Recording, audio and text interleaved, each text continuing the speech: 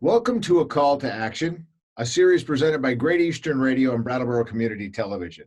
We're covering many different topics from recovery initiatives to safeguarding your Zoom meetings. Today we're talking with Deb Gass. She's the Executive Director with Early Education Services. I'm Peter Fish-Case. Deb, welcome to A Call to Action. Thank you, Peter. Thank you for inviting me. All right, so I know that you also run the Head Start program for Windham County as well? Yes, All so right. Early Education Services is actually administered through the Windham Southeast School District. Okay. We're unique in the state in that we are the only agency that is a combination of Head Start, Early Head Start, and a Vermont Parent-Child Center. So many other organizations in the state might do one or the other, but we actually do both. So we're federally and state funded. Oh, okay. Interesting. All right. So what has the impact of COVID-19 been on the families in which you serve? And what does that mean as childcare kind of the governor gave out his orders to kind of been slowly open up? What does that look like? Can you unpack that for us? So the impact that it has had on our families, first of all, in the beginning was sort of a shock. Most ES offers year-round, full-time early education services. So we have 144 children who are in our classrooms and another 40 children who receive home-based or home visiting services. Many of the families are working or they're in school, and they're young families by and large. We have foster parents, and they are kind of gearing up for their life goals. And the Early Head Start side of the equation is based on income, so it's income eligibility that determines how a family gets in, and we are dealing with the most impoverished families in all of the county. And I didn't mention that earlier, but EES serves all of Windham County. And we have sites in Brattleboro. We have our main base is on Bird Street. We have a Canal Street site for our Head Start children. We have a classroom at Brattleboro Union High School. And then we have 4 classrooms up in Westminster for Early Head Start and Head Start. And so our families were caught off guard, so to speak. They quickly rallied and did what they could at home. And then we turned our services from a primarily classroom-based service model to virtual. Everything we did was virtual. We did a couple of distributions events for families throughout these last, I think it's been about 15 weeks. And we had many families who really, needed to have their children back in care. So on March 30th, we responded to the call and we opened an essential childcare classroom. We followed all of the protocols and decided to have the classroom have no more than 10 people in the classroom. We were following the Department of Public Health guidelines. So we served 6 children from 3 families. And we then had 4 teachers in the classroom with those 6 children. And the families, the parents were essential workers. And so we provided that for 3 of our families. Right. Unfortunately, we opened that on March 30th, and on May 8th, one of our employees, one of our teachers tested positive for COVID, and so we shut the classroom down. Now we are, going into the next phase with the governor's recommendations, and we are planning to reopen some of our classrooms on June 15th.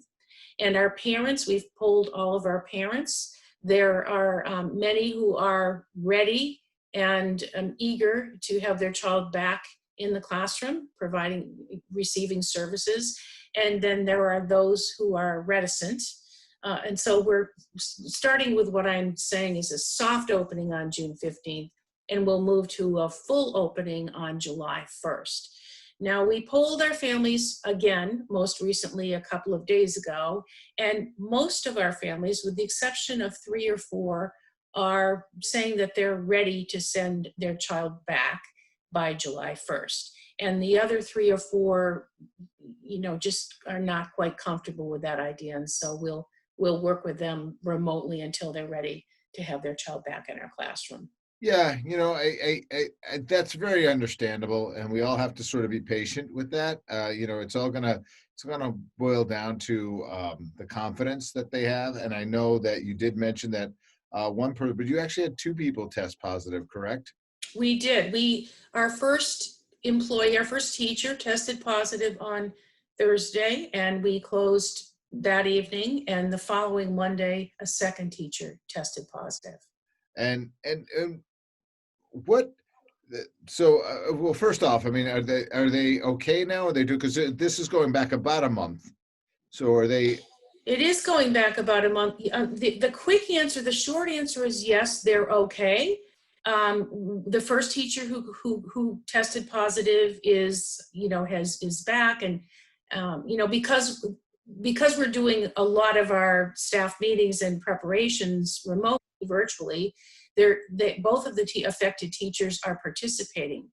And I believe the first teacher is ready to be back on site when we open the doors again on June 15th. The second teacher has just had her 3rd test and still is testing positive.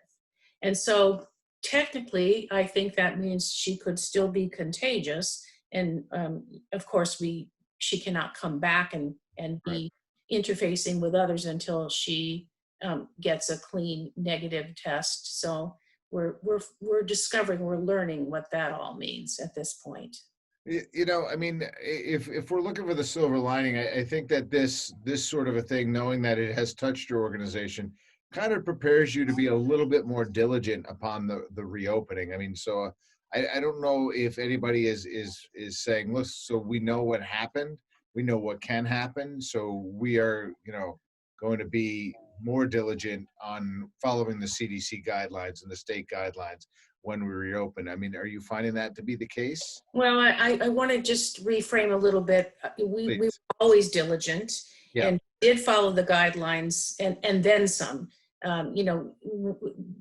Back in March, it was recommended that we take the temperatures of children every morning. We took it one step further and took the temperatures of the parents as well as the children.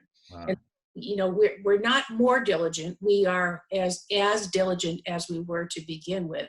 What we're finding is, yes, we've had some experience with that, so we kind of know the drill. We know what to do, and we definitely contact the Department of Public Health immediately and follow their guidance. And of course, they bumped that information up to Burlington, and they did the contact tracing for us. What that experience has done, unfortunately, as put some fear into to the staff. And so they're I will say they're very dedicated, and they're willing to do what they need to do, calling them back to work, but they're very, very anxious about it. Sure. Rightfully so. The good news is we know what to do. Hopefully, this was such a rarity. Hopefully, the odds will be in our favor. And we'll go from there. Well, it's scary stuff. We're all trying to fix the tire on the car while the car is moving. So exactly. It is. There's a lot of guesswork, and all we can do is work with the science that we have in front of us.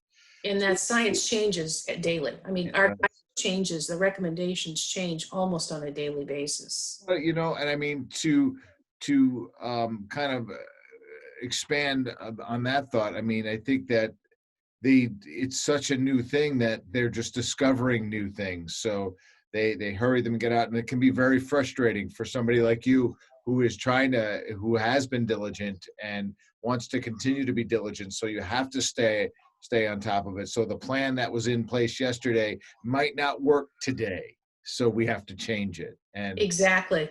So that yes. It's not an enviable position for anybody to be in, but especially for you because you're dealing with children. Um, Right. was there a scenario where you had to completely stop? You did have to stop offering childcare altogether? Yes, so when we first closed, because we are, as I said earlier, part of the school district, we follow their protocols, and so we stopped providing classroom services. I think it was March 16th, and so we did outreach to families and all those kinds of things remotely.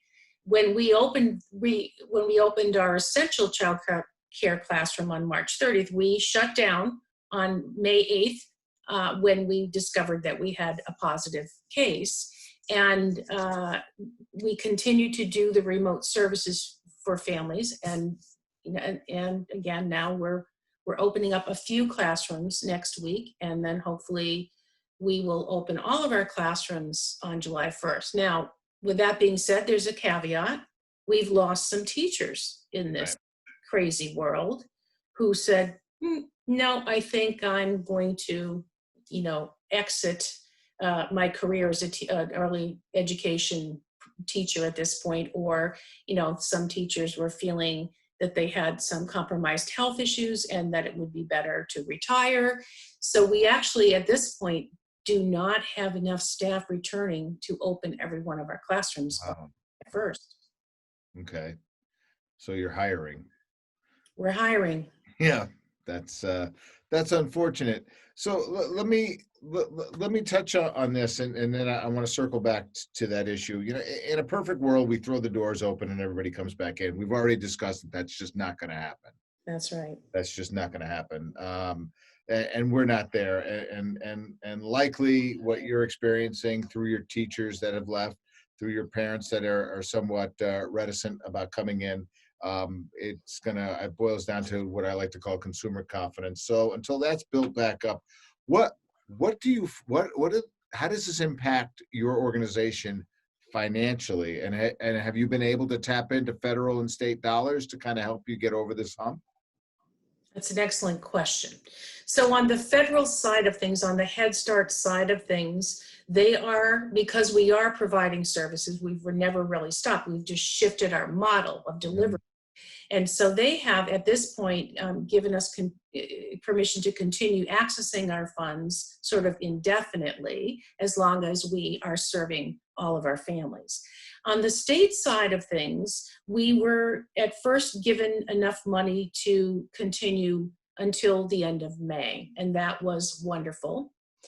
Then there was an opportunity to apply for and receive stabilization funds, which we did at Early Ed Services, and we received $46,500 from the state to kind of help carry the gap to June 1st, when we would no longer be receiving the general revenue or the general chain of funding through the financial child care assistance program. So basically what that is that every family who is in a full-time slot at EES, the slots are partially funded by federal money and partially funded by state money, and the parents need to apply for that state subsidy. So that subsidy ability ended June 1st with no more funding coming from the state unless we opened June 1st, and we were not ready to do that. And so for every week that we're not open, we are losing $25,000. So right off the bat, by the time we open on June 15th, we're already in a deficit of $50,000. And then the families who are coming back, of course, they're not all 144 families. So we're slowly, so then there are gaps there for the families who are not returning and who are not able to leverage their child care subsidy. So we are hoping that the state will reconsider and perhaps give us another round of stabilization funds, or reconsider their rules around how we may access some of that child care financial assistance money. Interesting. So, and if that comes back as no, how do you fill that gap? Oh, well, that's the $1 million question. We are, I'm obsessing about that day and night, um, looking at any and all opportunities. Of course, the feds did come in and give us some, uh, COVID money. So that's helping, but that's only helping with 50% of the equation.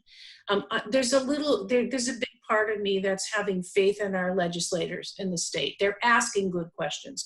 The information that I just gave you, I actually fed to one of the legislators last evening. So I'm hoping that they won't leave us, out hung to dry. I'm hoping that they will understand our predicament and work with us. Well, we're represented fairly well, so Yes, we are. I have some confidence in that. Um, so now let's just circle back to the teachers. I mean, what are you specifically looking for then? I mean, if you're hiring, if you could use this as your 60-second, hey, we're hiring, what does that description look like? Who are you looking for? Well, we're looking for teachers who have some education, some formal education. They don't have to yet have an associate's degree, but they need to have some coursework under their belt. We're also looking for substitute teachers, and substitute teachers can be anyone who is interested in the field. And once we onboard our teachers, our newly hired teachers, we actually do provide them with the opportunity to continue their college education in the field of early childhood. So, that's kind of a broad statement, Sure. but we are very willing to work with most folks who would be interested in working in the field. It has its benefits. It has a lot of pluses. You have to have it in your heart. You have to We call it love working. right. We call it a love of the game vocation. Yeah, absolutely. So traditionally, a child care center, I would imagine, literally has kids on top of kids playing around with one another. What is that going to look like now when you reopen? Well, that's the Yeah, question all the teachers are asking me. yeah, There are guidelines that have been, distributed by the Department of Public Health. And so we have had to actually remove furniture from our classrooms, and we've taken out soft, because we serve from infants all the way through moving into kindergarten. So, in the infant classrooms, we've taken away things like soft cuddly toys and things like that. mhm, And so much of that necessity has gone against the grain of what we know sure. be quality, childcare programming for our young children. And so, we also know that it is absolutely impossible to physically distance from a child, especially an infant. And so our staff will be wearing masks and smocks, and I've even ordered some masks for our preschoolers, and we're not expecting that they'll wear them, but they're available if they're curious about it, and we might do some activities with them around that. And so when we open the classrooms, we're only opening with 6 children. In classrooms for the preschool side typically have 12 children. So we're beginning that way, and we will need to transition, as we begin to add more children and think about having as much space as possible with as little equipment and supplies in the classroom as possible. We're also wanting to do most of our programming outside whenever possible, which is thing, and with summer, so that's a bonus. All right. Not an enviable position to be in, I can tell you, because having a classroom full of kids has got to be like herding cats to a certain Exactly. degree. Exactly. Overall long-reaching plans. I mean, I don't know how much planning you guys have to think about. If you listen to let's use Dr. Fauci as the lightning rod for this, as he's kind of the guy that the nation turns to for the information. He's saying that this pandemic is far from being over and that we should prepare for a second wave. And I mean, have you guys had to kind of align your thinking to that and what it looks like? The positive thing being is you've already gone through the first wave, so you would, if there is this second wave, there's probably some protocol in place for you to deal with it. But I mean, have you guys had to think about that at all? So yes, we have, and I'm bombarded with the what ifs from staff. Or And so what I say is that right now we need to deal with what's in front of us. And so we want to look toward June 15th first, and then we'll layer that with an additional round of bringing in the rest of our children on July 1st. And we will, like you said, we're building the plane as we fly it. I think you used a different yeah, analogy, but that's also one of my favorites, though. uh, we look to the experts for our guidance. So we definitely will take the directive from the Department of Public Health, from CDC, from the Child Care Division in the state, and from our federal partners in the Head Start world. And so we're going to, what I've said to our staff is, let's look at June 15th. Let's focus on that. And then from June 15th to July 1st, let's look at that. And let's kind of build momentum from what we've learned and what we've experienced. And then we'll look to the fall. And we can't do that in isolation. We need to do that in response to what's happening in our own community. Sure. And if the public school doesn't open, or opens, sparsely in September, that has an effect on EES because we serve the same families. And so what do we do about that? In fact, some of our own employees are worried that they can't come back because they don't have childcare this summer. The summer camps aren't opening. So we're looking ahead, but we're not looking too far ahead because it's such a moving target. I literally spend my days from sun up until sundown just absorbing information and participating in Zoom sessions where, all of this information is just a moving target.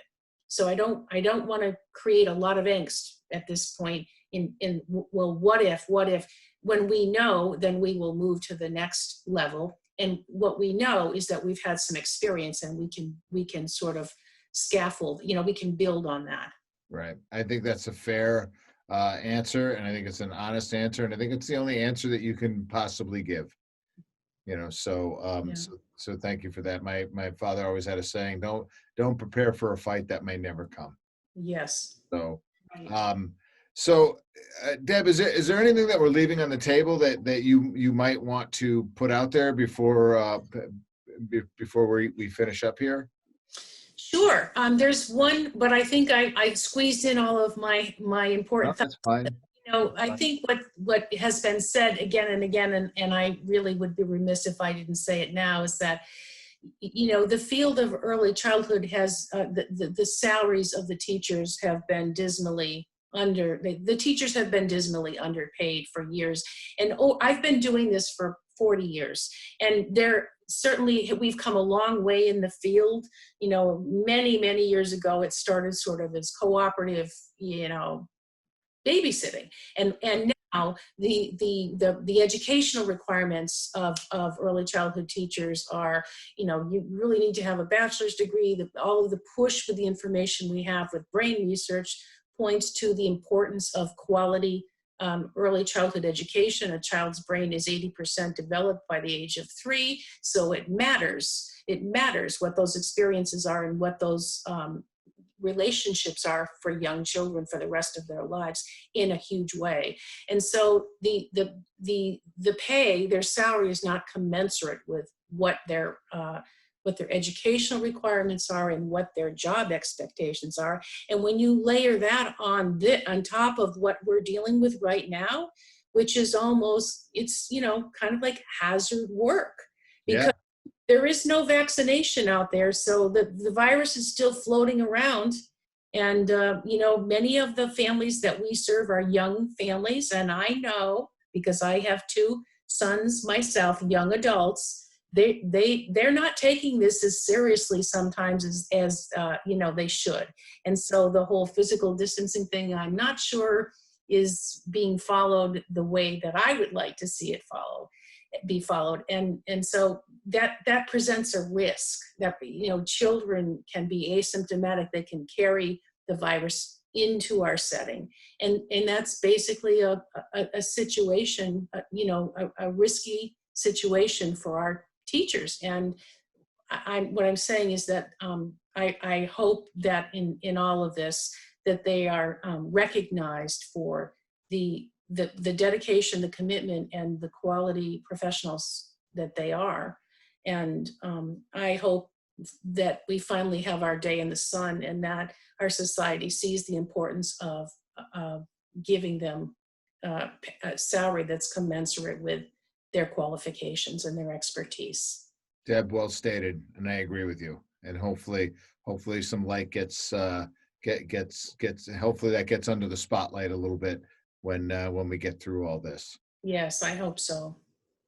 Deb, thank you so much for taking the time today and jumping on a call to action and shining a light on the good work that you do and what is increasingly harder work now. Yes, it is. Yes. Of a pandemic. Well, thank you for this opportunity. All right. Be well, be safe. Thank you.